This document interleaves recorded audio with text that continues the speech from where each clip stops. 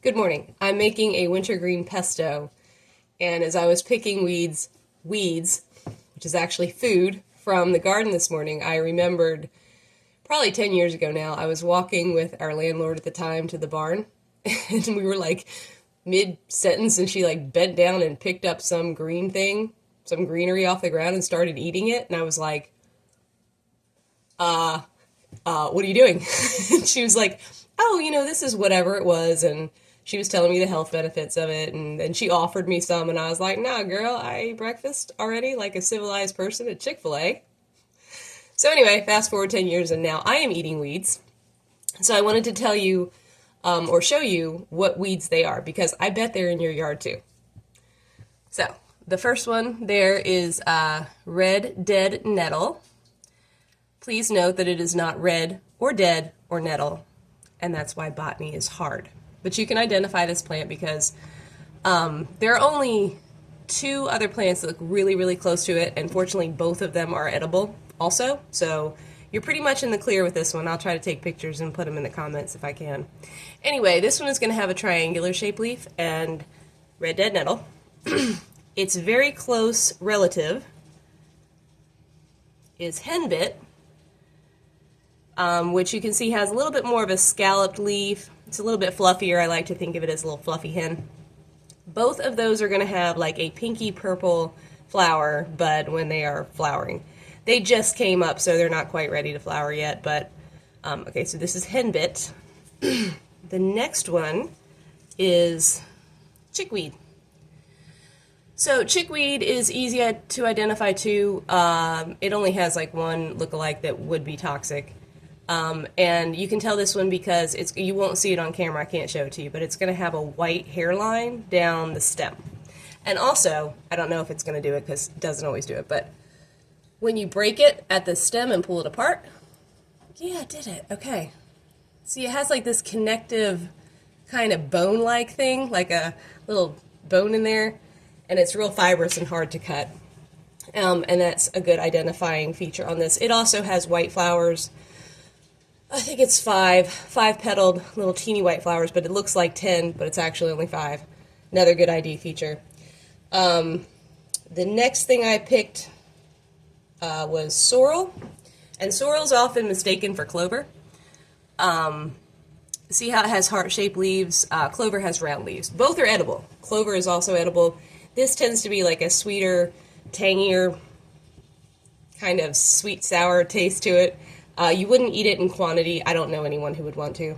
But it is high in oxalate, so don't eat a whole lot of it, but it's perfectly good chopped up in your salad or whatever. And then lastly, it's just parsley I grew. So I'm going to pop this stuff all into the food processor, which I have right here. And I've already rinsed it.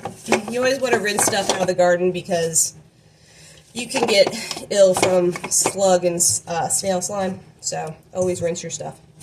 So okay, so I put all the greens in there. Now I'm gonna put some lemon in there,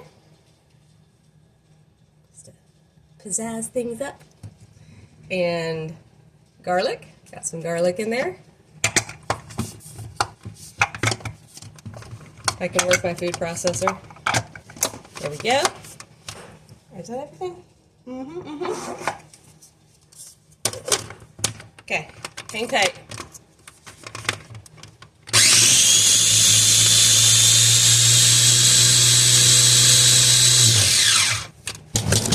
Whoopsies.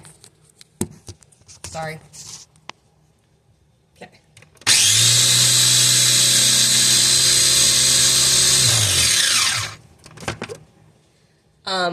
Another thing you would maybe wonder is why the hell I'm eating stuff off the ground that I can just, I could just go to the store and buy vegetables or greens or whatever. So a lot of people I don't think understand this concept. When you buy stuff at the grocery store that has been big agged or hydroponically grown, the people who are growing those things are feeding that plant what it needs to grow and look pretty and green, so you pick it up at the grocery store. And I think it's like, plant needs something like 17 different nutrients or something to be a healthy plant. the human body is obviously much more complicated, and we need a whole lot more nutritional components to be healthy humans. When a plant grows in the ground, in good soil, it is mining not only for all of the things that it needs to grow, but also what you need too. So that's why I particularly enjoy eating things off the ground, whether that's greens or mushrooms. All of those things are mining for what we need to be healthy. So there's our delicious morning pesto. And I've already toasted my toast.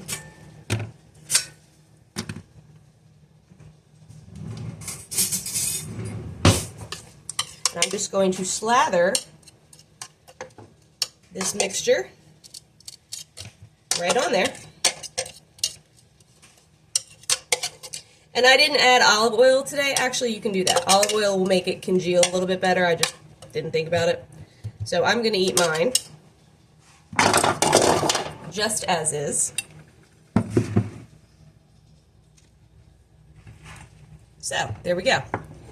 A complete breakfast. I have my pesto toast and my avocado, my eggs, and my cottage cheese. Anyway, if you want to send me pictures, like if you want to go out and do that and you go, okay, you know what, I want to eat my weeds too, what out here can I eat? Please feel free to message me. If you know me personally, like message me on Facebook or text me or whatever, pictures, and I'll be happy to tell you, you know, what that is before you eat it.